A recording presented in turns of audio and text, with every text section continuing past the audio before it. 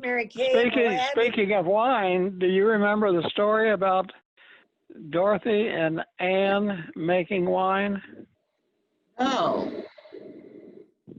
They bought plums out there, and I remember they put the jars out by the honey house somehow and had several jars with plums in them and water. And I think they started fermenting, and that's about all I remember. They were making wine. Do you have memories of that, Anne? No. I don't either. I remember you putting, I think it was from one of the trees that we didn't like the plums very much. And you were canning. I think that's what was going on. You were playing house and you were canning. I don't think either one of us would have known about wine. You know what I remember about out there We were by the simple little girls. But it was unbeknownst to you that you were making wine. You didn't know. Yes. We had gone to dump, Trish. Remember we found that little table down the dump? And we were playing house. So we had this table set up out where those steps are on the east end of the honey house where the main door used to be. And people were driving in getting peaches. And Trish and I thought that was the greatest thing because we used to play house at school. So we were playing house and these girls said, look at that. That's so crazy. Oh, my feelings were so hurt. I don't remember that.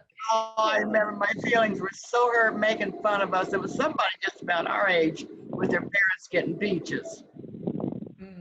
And we were just poor little farm kids doing the best we could. Got what we could out of the dump. Making note from the dump. Scavengers, that's what we were.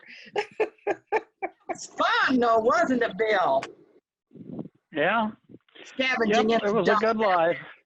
It was a good life. The best. Well, and I think about how we played softball and we never had a cover on it. Remember, it was always string. Why did we always use a cover? I think we get new ones every once in a while, but not very often. Oh, no, not very often. We pretty much made do with what we had. You know, Daddy would, those were real poverty years. And I think part of the reason was because Daddy wanted to pay off the house. And rather than, you know, paying a little bit every year, he was paying off the house through some of those years. And I think that's why we were, but you know, we were pretty self-sufficient, what we had on the farm. Yeah, we lived on the farm. He always says, well, didn't you eat beans and rice? I said, no, we had to buy them.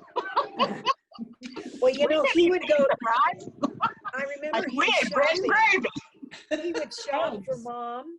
One of the biggest rice fields was right near their farm down there where they were sharecroppers. So they had as much rice, you know, they'd get a 50-pound sack and eat rice all the time. That was very healthy. Well, you know, Daddy would get the groceries and he would go to the grocery store. I don't remember Mom grocery shopping much at all, but he would come home with the groceries and it would be one bag. Well, Mom would make and the it list. would have flour in it. It might have salt. I mean, it was just that kind of stuff. Sugar and soda and baking powder. We had everything else. How about Mrs. Bale's nickel bread? Buy a loaf of bread for a nickel. That was pretty good. Yeah, and Okay. The what? and you know the lesson of Grandpa Kavanaugh losing his farm to the bank, I think that shocked everybody, and that's why our dad was so careful with getting the mortgage paid off. And you know, I've been reading a new book called The End of Loyalty, and it's about the battle of the corporations and the labor unions. And reading back through that, it's kind of a history that begins after the war, but you think back to the 1970s when the economy was not working, everything was terrible. You remember that? Do you remember how bad it was during the 70s? Well, interest rates went up to 20%. Remember that? Sure. That's when we had our print shop, and when we'd get big jobs, we'd have to borrow money. We had a friend at the bank, and we'd borrow money on the job. Like if the job was $5,000, we might have to borrow $1,000 to buy all the supplies. You know what I mean? Well, then all at once interest rates are 20%, and our friend said, "You do not want to do this. The interest rates are 20%. That's when we closed down our print shop, closed Syntax. Oh, Because we didn't have the capital for these big jobs. Mhm. And you know, we weren't heating the house. Lee and I weren't paying each other. We weren't getting a salary. We were just existing. And we were trying to build a company. And that's why when those interest rates went up, like you said, Bill, that's when we said, this is it. 1975. They Four. were up in the 80s. Yeah, and I remember working, well, at General Electric, you know, the job there in Decatur ended when they started manufacturing overseas. So there was no manufacturing there. And that's when I left and came to South Carolina. And during those times, we did pretty good, but they had layoffs. They lost a lot of engineers. I was fortunate to not have a job, and that's all that history. We had the property we bought here and had it paid for, but I didn't want to borrow money for the house, so we started building. Well, we bought our house in Arlington in 84, and it was 18%.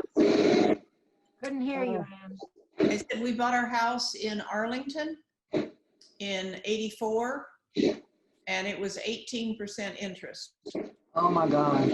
Our interest now on this house is 3. Yeah, I can remember when ours was about 11. When we bought this house, it was $11,000 because it had been in the state for 3 years. The family was tired, and a friend that had a mortgage company told Lee about it. He said, "Hey, there's a nice big house that they've been trying to sell for 3 years. Like you can probably get it for a song." So we got it for $11,000. You know, when I worked for the city of engineer in Atchison and did surveying, I remember surveying a lot in North Atchison up near Division Street. On this side of Division Street, they were building a new subdivision.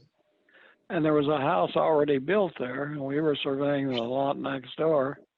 And the price on the house, it was new, it was going to be sold. It was $13,000. And I remarked to Brother Francis, how in the world can anybody ever pay $13,000 for that house? You know, our dad paid $4,500 for the farm. What do you think we paid for our house over in town? I don't know. $9,000. How much? 9. What'd you sell it for? 11. 2 years later. Good old days. Well, when we lived in Decatur, we bought the house. I think it was $22,000, and we sold it for about $10,000 more than we paid for it. And that's what we used to buy the land in here in South Carolina. That was wise. That was wise. but your property in Decatur also had that great garage added on Yes, to it. I thought that was a boathouse. it was. You built a boathouse. Yeah. All I can remember about Decatur was your motorcycle and taking me riding at night through the cornfield. You didn't go down the roads, you went across the roads. So we were going uppity boppity bump. It was the bumpiest ride. I said, never again will I get on a motorcycle. And I have not ridden with Lee, and because I remember my Decatur ride with my big brother. Well, you know, Decatur was the best place we ever lived, much better than New York. And the community we lived in, we had a good church and good Catholic school. And the church, when we first rented there, was practically in our backyard, just in the next block. Mm. And it was a good town because there was very little crime. And, you know, it was a good family town, a lot of people working together. Not very many rich people. It was all working class. So it was just a real good place to live.